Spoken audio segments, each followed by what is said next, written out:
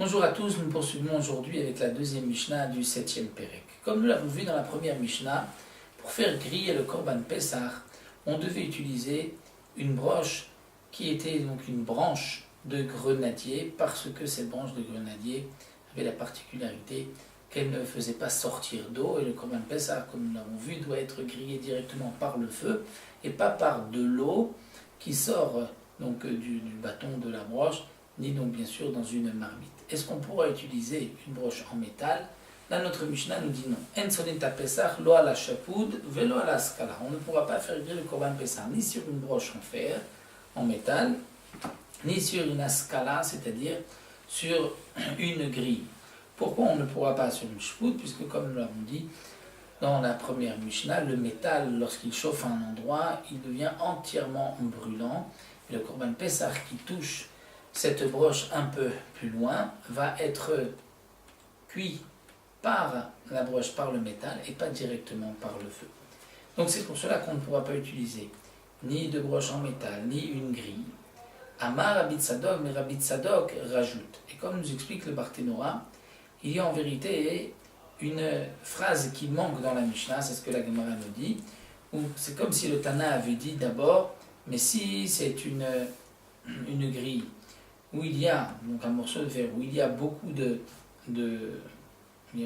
trous, c'est-à-dire comme les grilles que nous avons aujourd'hui, et qu'il y a un grand espace entre une barre et une autre, à ce moment-là, si on met une branche entre une barre de la grille et une autre, et qu'on fait cuire le Korban Pessah en dessus, il n'y a aucun problème, étant donné que, comme le précise le Tosfot Yom Tov, le Korban Pessah ne touche pas le métal.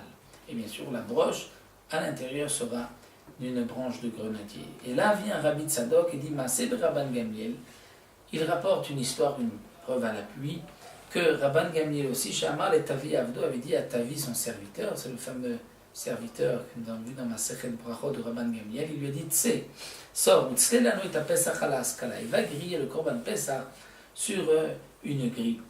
Donc comme nous l'avons expliqué, uniquement lorsque le Korban Pessah ne touchait pas la grille, mais qu'il y avait une branche qui était posée sur les deux barres de cette grille-là.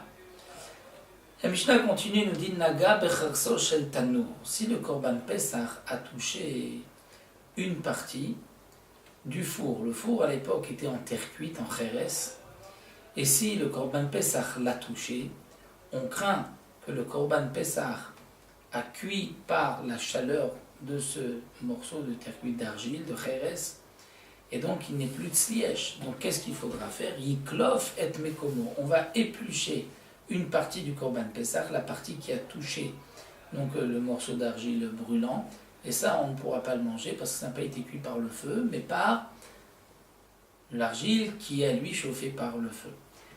De même, un autre dit Nataf merotvo à la cheres, vechazar alav. Si il y avait un peu de jus du Korban Pessah qui est tombé sur le four, morceau d'argile, et donc ce jus a, par la chaleur du four, a cuit, et ensuite vechazar alav, il revient, donc il a cuit, il est devenu brûlant, vechazar alav, il a touché le Korban Pessah.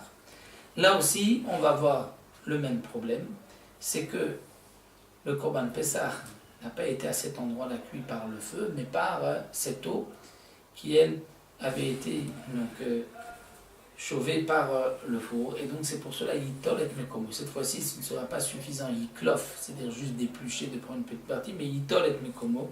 Keden Etila, c'est un peu plus, parce que dans ce cas-là, comme c'est un peu de jus gras qui est sorti du Korban Pessah, donc il va un peu plus pénétrer le Korban Pessah, donc il faudra enlever Kede Netila.